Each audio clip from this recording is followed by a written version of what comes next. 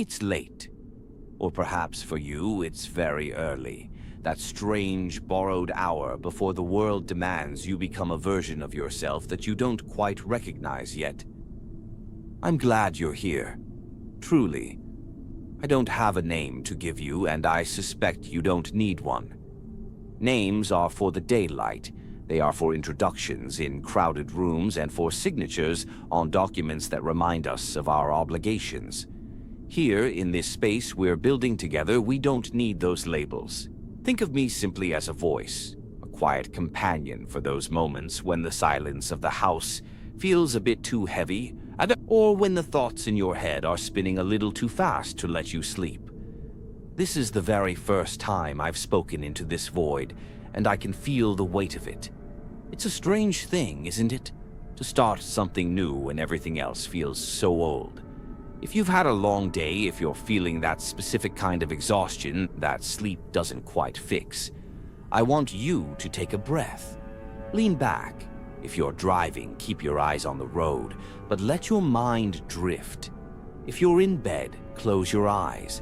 Let the glow of whatever screen you're holding fade into the background. We are going to talk about things that the daylight often forgets.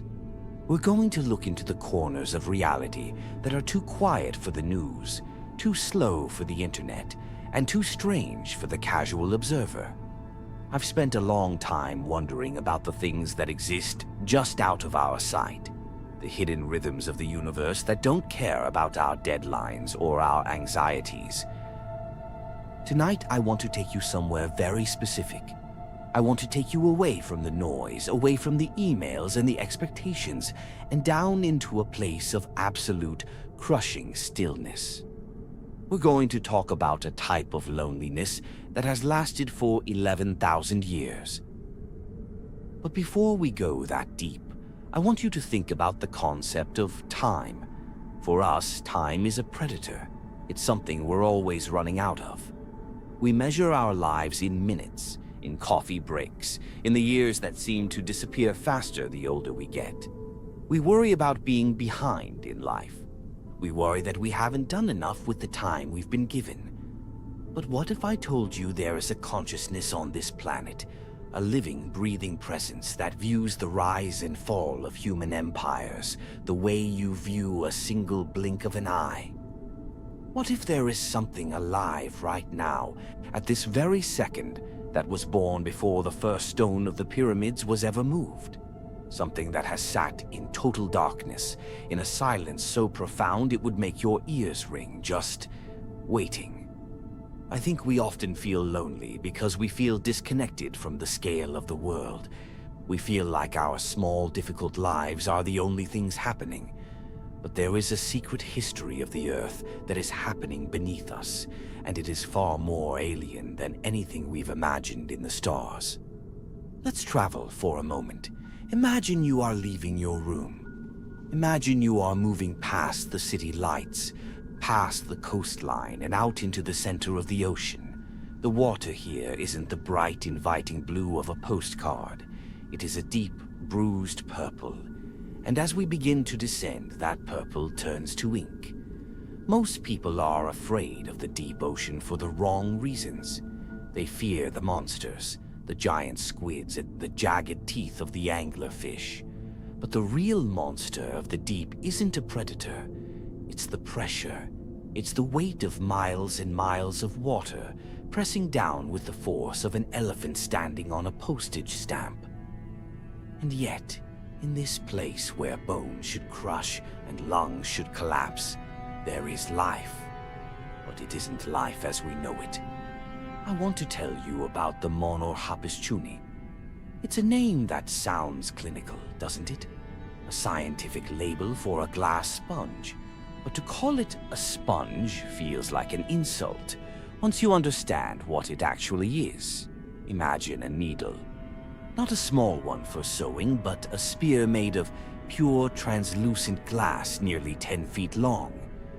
These creatures live in the East China Sea and the Antarctic, thousands of feet below the surface. They don't have brains, they don't have hearts, they don't have eyes. They are, essentially, living crystals. They anchor themselves into the soft gray mud of the sea floor using that long glass spike, a basilia, and they stay there. They stay there for a very, very long time. Scientists recently pulled one of these glass spheres from the depths. They didn't expect much. They thought they were looking at a biological curiosity. But when they took it back to the lab and began to look at the chemical composition of the glass, they realized they weren't looking at a creature. They were looking at a diary. You see, as these sponges grow, they pull silica from the freezing water and deposit it in layers, much like the rings of a tree. But unlike a tree which might live for a few centuries, the glass sponge doesn't understand the concept of a natural lifespan. When they analyzed the rings of this specific specimen, the numbers didn't make sense at first. They checked again, then again. That single quiet creature sitting in the dark had been alive for 11,000 years. Think about that for a second. Let it sit with you in the quiet of your room. 11,000 years ago, the Sahara Desert was green. Humans were just beginning to experiment with the very idea of farming. We hadn't invented writing. We hadn't invented the wheel. The world was a wild, unrecognizable wilderness. And while all of human history was unfolding, while wars were fought, while religions rose and fell, while your own ancestors were struggling just to survive another night, this creature was sitting in the same spot, in the same darkness, in the same silence. It was there when the first cities were built in Mesopotamia. It was there when the Black Death swept through Europe. It was there when the first radio waves began to leak out of our atmosphere and into space. It has never seen a ray of sunlight. It has never felt a breeze. It has simply endured.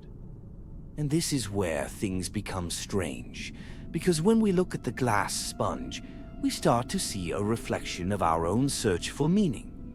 We spend our lives trying to make an impact, trying to be noticed, trying to make it. We are so loud. Our world is so noisy.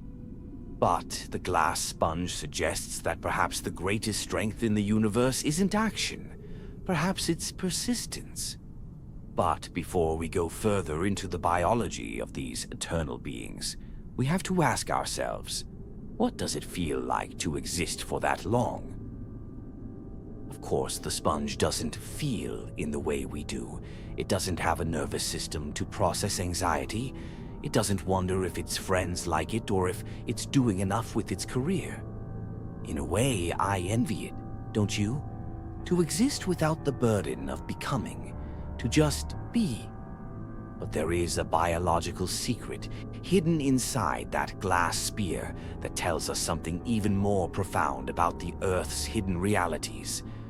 You see, the glass sponge isn't just sitting there. It is a master of a technology that we are only just beginning to understand. The silica fibers it creates are almost identical to the fiber optic cables we use to transmit the internet across the globe. They are capable of conducting light with incredible efficiency. But there is no light at the bottom of the ocean. So why does a creature that lives in eternal darkness spend 11,000 years perfecting the art of conducting light? This is one of those mysteries that makes you realize how little we actually know about the world we live on.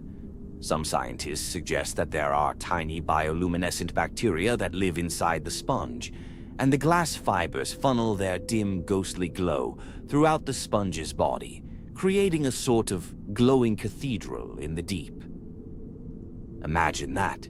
7 miles down, where the pressure would turn a human being into a ribbon, there are forests of glass needles, glowing with a soft, rhythmic light that no human eye was ever meant to see. It's a hidden reality, a secret world that exists parallel to our own. And it makes me wonder about the things in our own lives that we keep hidden, the parts of us that grow in the dark.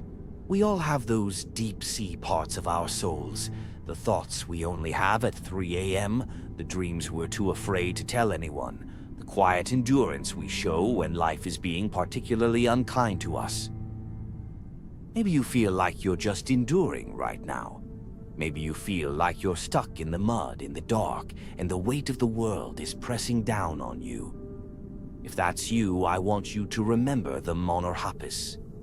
It doesn't fight the pressure, it uses the pressure. It takes the very minerals that would be useless elsewhere and turns them into a skeleton of glass. It turns isolation into immortality. But the glass sponge is only the beginning. If we move away from the seafloor and look at the water column itself, we find things that are even more unsettling.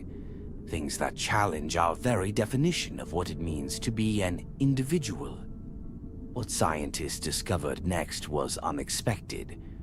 While they were studying the longevity of deep-sea life, they realized that the rules of biology seem to change as you go deeper. In the sunlight, life is fast. It's a race. You grow, you reproduce, you die. It's a flicker of a candle. But in the deep, life slows down to a crawl. The metabolic rates of some deep-sea creatures are so low that they are practically indistinguishable from death. There are microbes living in the sediment beneath the ocean floor that breathe only once every 1,000 years. Can you imagine that? A single breath that lasts 10 centuries. What does time look like to a creature like that? What does waiting mean when your heart, if you had one, only beats once every few years? It makes our own hurry feel a bit unnecessary, doesn't it? We get so upset when the person in front of us at the grocery store takes too long to find their wallet. We get so anxious when an email doesn't get a response in 20 minutes. We are creatures of the flicker. We are obsessed with the now. But the deep ocean is a cathedral of then. It is a place where the past isn't gone. It's just settled. And this leads us to one of the most haunting phenomena ever recorded in the history of marine science. It's something that most people have never heard of because it doesn't fit into the neat boxes of nature documentaries. It's the story of the biological dark matter. We know what's in the water, right? Fish, whales, plankton. But when scientists began to use environmental DNA sequencing, basically taking a cup of seawater and looking at every piece of genetic code inside it, they found something that shouldn't be there. They found the ghosts of organisms that don't exist in any textbook. Thousands upon thousands of genetic signatures for creatures that we have never seen, never caught, and never photographed. They are everywhere. They are in every gallon of water you swim in. They are a shadow biosphere, a hidden layer of life that is operating right alongside us, but remains completely invisible to our technology. But here is the part almost nobody talks about. Some of these genetic signatures are so strange, so un-Earth-like, that researchers have had to question if they are even part of the same evolutionary tree as us. Are they leftovers from a different start to life? A plan B that the Earth kept in the shadows while we took over the surface? It's a chilling thought, but also, in a way, it's comforting.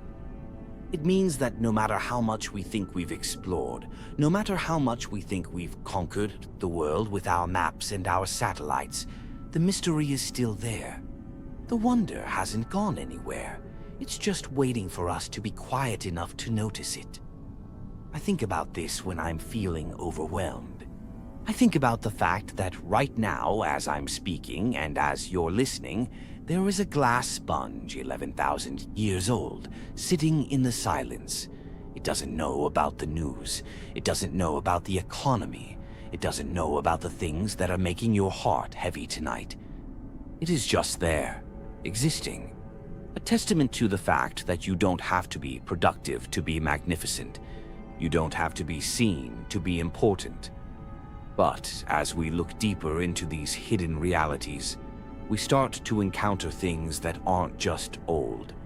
They are wrong, in a way that defies physics.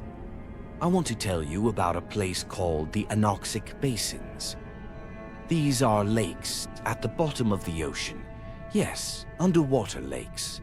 Brine pools so thick and so salty that they don't mix with the seawater around them.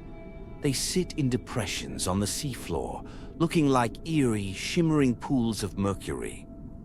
If you were to dive into one, you would die instantly. There is no oxygen, only toxic levels of salt and chemicals. But scientists sent a remote-operated vehicle into one of these basins in the Mediterranean, expecting to find a graveyard. Instead, they found the Monorhaphis. These are tiny animals, complex multicellular organisms with heads, mouths, and digestive systems. And they are the first animals ever discovered that do not breathe oxygen. Not, they can go a long time without it. They do not use it. Every animal we have ever known, from the smallest flea to the largest blue whale, needs oxygen to survive. It is the fundamental rule of animal life on Earth. And yet, here were these creatures, living in a toxic pool at the bottom of the sea, thriving in a world that should be impossible. They don't have mitochondria, the powerhouses of the cell that we all learned about in school. Instead, they have evolved a completely different way of generating energy. They are, for all intents and purposes, an alien life form that just happens to live on our planet. This discovery changed everything. It meant that our definition of habitable was far too narrow. It meant that life doesn't just find a way. Life colonizes the impossible. And if life can exist there, in the crushing dark, in the toxic brine without a single breath of air, what else is out there that we've dismissed as impossible? What parts of your own life have you dismissed as impossible because they don't fit the rules you were taught? I want you to think about that. We are so quick to put limits on ourselves. We say, I can't do this, or it's too late for me, or I don't have what I need to survive this. But the Monorhaphis didn't have oxygen, so they reinvented the cell. The glass sponge didn't have light, so it became its own cathedral. We are part of this same Earth. We are made of the same stardust and the same stubborn carbon. But I'm talking a lot, aren't I? I promised you a journey, and we've only just scratched the surface of the deep. There is a specific event, a forgotten mystery from the 1960s, that connects the deep ocean to the vastness of space in a way that will make your skin crawl.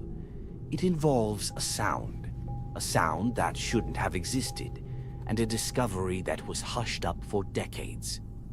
But I think we should save the specifics of that for a little later. For now, I want you to just stay in this moment. Feel the weight of the air in your room. Listen to the hum of the world around you.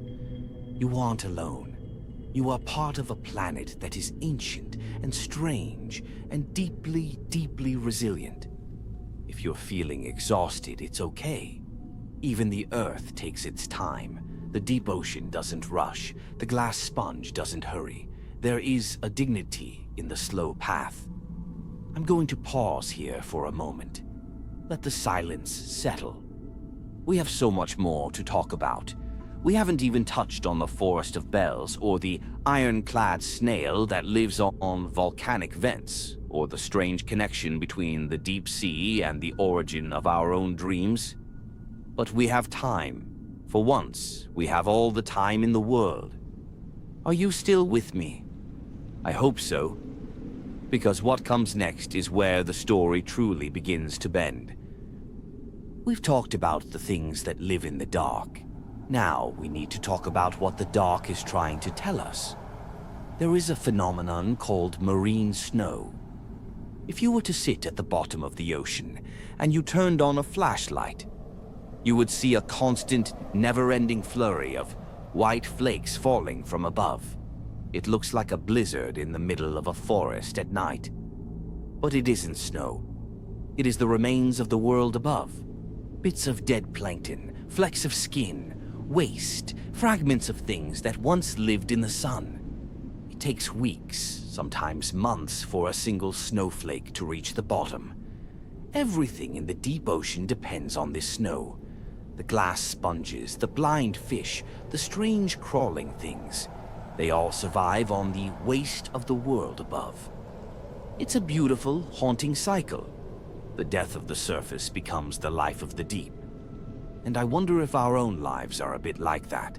Sometimes we feel like we're just catching the scraps. We feel like we're living in the fallout of other people's success or other people's happiness. But in the deep, that snow is a miracle. It is a gift from a world they will never see. Maybe the difficult things you're going through right now, the waste of a bad day, the debris of a failed relationship, the dust of a broken dream, maybe it isn't just garbage.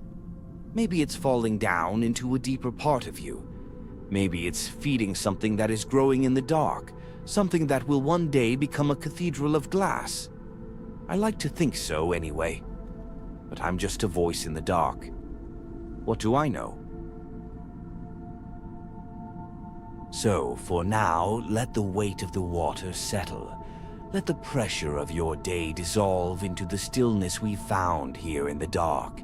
If you can, drift off to sleep, knowing that there is a quiet, ancient strength within you, much like those glass spires in the deep, unseen but unbreakable. We've only just stepped off the shore, and the ocean of what we don't know is vast, shimmering with ghosts and secrets we haven't even begun to name. I'll stay here in the quiet, keeping the record spinning and the silence kept until you're ready to go further. We'll be waiting in the space between the beats of 1,000-year breath. Rest well. The night is long and we've only just begun. And goodbye.